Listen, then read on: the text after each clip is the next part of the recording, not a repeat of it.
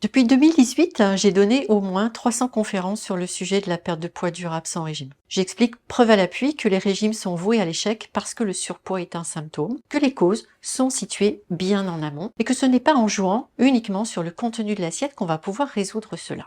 Et encore aujourd'hui, en 2022, je suis toujours surprise par les réactions. Si je grossis le trait, ça pourrait s'apparenter à « mais c'est qui cette folle? Qu'est-ce qu'elle nous raconte? Pour perdre du poids, il n'y a qu'à faire un régime ou un rééquilibrage alimentaire, y mettre un peu de volonté, faire du sport et le tour est joué. » Alors comment encore en 2022 est-il possible que ce mythe soit aussi présent? Bonjour, je suis Marie-Claude Avril, experte du stress et de la perte de poids durable sans régime par les neurosciences appliquées. Je suis la fondatrice de la reprogrammation neurocomportementale. Juste avant de partager tout cela, je vous invite à cliquer sur le bouton s'abonner à ma chaîne YouTube, là, juste en dessous. Alors ce mythe, quel est-il? Qui n'a pas déjà entendu cela? Qui n'a jamais pensé cela? Pour perdre du poids, il suffit de faire un régime et d'y mettre de la volonté. Moi, je l'ai entendu des centaines de fois et je suis sûre que vous aussi. Pourquoi vous y croyez? Parce que les industriels du régime déploient des moyens colossaux pour vous le faire croire. Je me souviens d'une interview que j'ai faite de David Lefrançois, neuroscientifique de renom, lors de laquelle nous échangions sur ce mythe. David, qui enseigne lui-même le neuromarketing, expliquait à quel point il était facile, avec les bonnes techniques, de faire croire à la masse quelque chose qui relève du mythe. Et que contrairement aux idées reçues, plus la masse est importante et plus il est facile de faire adhérer à des mythes. Alors, démontons le mythe si vous le voulez bien. Toutes les études le démontrent aujourd'hui. Régime amincissant et perte de poids sont incompatibles sur le long terme. Dans 95% des cas, on reprend son poids et dans 80% des cas, on reprend même davantage de poids. L'étude de référence en France, c'est celle de l'Agence nationale de sécurité sanitaire. Le rapport est accessible sur le site de l'agence. Je vais ici vous en donner la vision neurocognitive, c'est-à-dire par le fonctionnement du cerveau. La première raison majeure, c'est que le but d'un régime amincissant est de vous mettre en restriction calorique. Alors imaginons une personne qui a besoin de 2200 calories par jour pour fonctionner. Son régime amincissant l'amène à 1800 calories.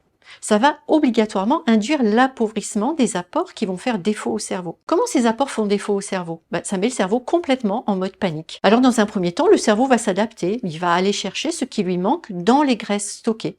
Et là, la perte de poids est alors initiée. Puis le cerveau met rapidement en œuvre sa capacité d'adaptation. Comme s'il disait « Ok, je comprends, je dois fonctionner seulement avec 1800 calories par jour. Très bien, on va faire fonctionner la machine avec cette quantité de calories. » Et là, la perte de poids est bloquée. Mais cet effet booster du départ vous fait croire que les régimes fonctionnent. Alors vous vous dites « Tiens, quand je démarrais, quand j'étais sérieuse, ça marchait. Et puis j'ai dû lâcher, ça ne marche plus. » Mais vous ne remettez pas en cause le régime. Non, c'est vous que vous remettez en cause parce qu'au départ, ça marchait. Et tant bien que mal, vous persévérez. Et pendant ce temps, votre cerveau continue à tout piloter d'une main de maître pour votre survie en période de famine. Comprenez aussi que le régime va créer une obsession mentale de la nourriture. Vos pensées vont tourner autour de ce sujet. Ça c'est bon, ça c'est pas bon, oui mais j'ai faim, allez j'ai bien mérité avec les efforts que j'ai faits, je me lâche, je reprendrai sérieusement demain. Puis arrive un moment où de toute façon votre cerveau ne vous laisse plus le choix. Comme s'il disait, on a une période de famine. Et là, coup de bol, cet aliment est accessible. Alors on y va à fond parce qu'il faut reconstituer la réserve. Et au moins 15% de plus que la réserve pour mieux affronter cette famine. Ça disjoncte.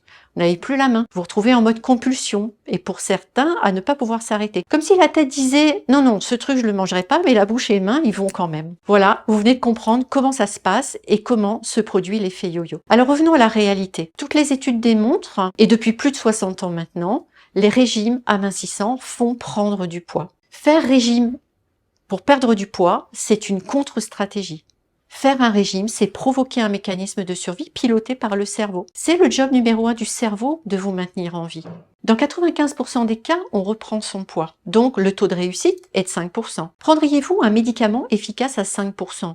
Bien sûr que non. Quand on est en surpoids, le fond du problème, ce n'est pas la nourriture. Le fond du problème, c'est ce qui fait que l'on mange trop, c'est ce qui fait que l'on stocke. Pensez-vous vraiment que vous pouvez résoudre ce problème en jouant uniquement sur le contenu de votre assiette? Vous ne ferez pas l'économie d'une approche globale si vous voulez une fois pour toutes perdre du poids durablement. Alors sachez que je détaille les 3 piliers de la perte de poids durable sans régime dans mes conférences. Si vous n'avez jamais assisté à l'une de mes conférences, eh bien je vous invite à vous inscrire avec le lien que vous trouverez là sous cette vidéo. Ce que vous allez y apprendre, non seulement va démonter toutes vos croyances sur la perte de poids, mais en plus va vous donner des perspectives pour résoudre définitivement votre problème, et ceci une bonne fois pour toutes. Alors je vous dis à très vite, soit en conférence, soit pour une prochaine vidéo. À bientôt!